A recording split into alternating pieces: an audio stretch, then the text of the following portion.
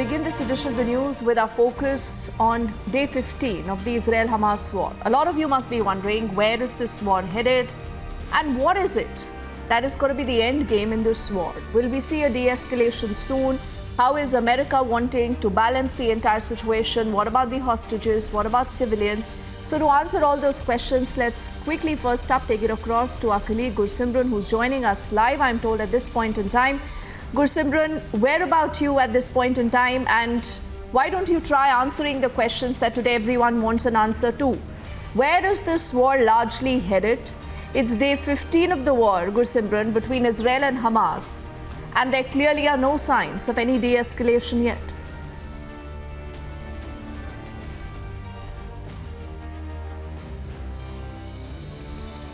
Dipti, right now we are in the border area of Sderot, where the attempts from the Hamas side also continues as they continue launching the barrages of missiles into the Israel territory, though it is being averted by the Iron Dome system that has been put in place. While speaking where the war is heading to, here everything what is happening is having the connotations. You see what happened before, a couple of hours before the visit of the President of the United States, Joe Biden, to the Israel, the Hamas hospital in the Gaza that was hit by Hamas, then the blame was shifted to the Israel side and whatnot. The situation changed completely in that last time. And as we speak now, there is no clarity that where this war is heading to. Because see, Israel has been firm on their stand that they will be soon taking the war to the enemy's territory, that is on the Gaza Strip. But when it comes to the ground operations, the preparations are as done as it was a week earlier, because there is nothing new that is happening. The borders, they have been geared up, the deployment of the troops, the deployment of the heavy artillery, all have been done, but the step ahead has not been taken.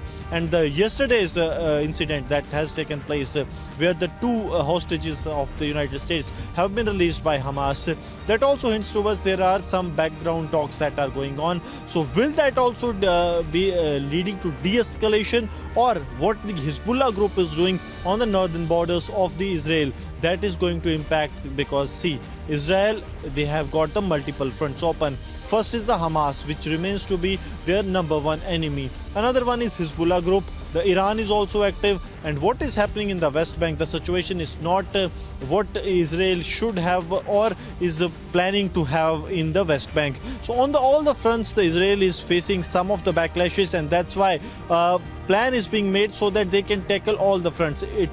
See, what is happening in the northern front will also have its repercussion on the southern front and also on the West Bank. So Israel want a strategy that can work on all the fronts, be it the southern front, northern front or the West Bank, so that all the enemies can be decimated at once.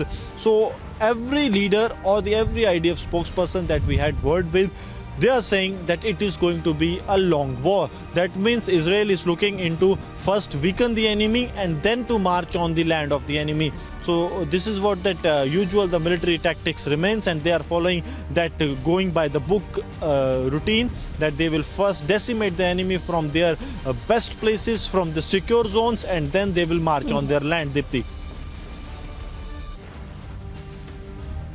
And you know, Gursimran, a lot of our viewers who've been watching this entire coverage on Republic and also our digital portal, republicworld.com, a lot of them are very curious as to, see, Israel can obviously sustain this fight with all its manpower, with all its surveillance, with all its boots in the ground. But look at Hamas. Now, Hamas is a terror group, and there are only that many resources that Hamas really has. Now, from where is Hamas getting all its firepower? Who really are those countries, perhaps through proxy, that continue to back Hamas, and in whose interest? You know, is Hamas wanting to continue this battle like this?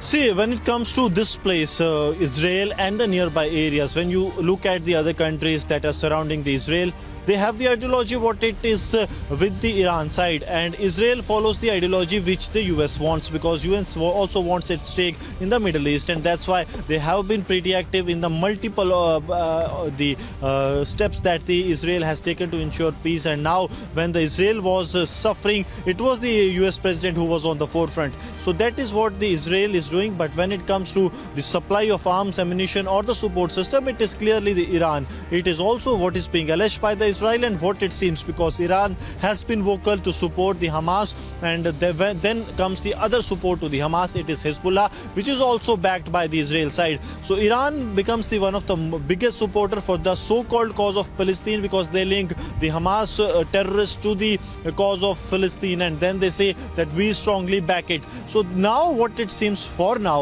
that it is only Iran, and Iran with the help of some of the other Arab countries, that is backing the Hamas terrorists. Otherwise it would not have been possible for a terror group to fight with a nation, that too for 15 days, and a country like Israel, which has advancement in the weapon system as well as their troops on the ground. They are more efficient than other armies in the world.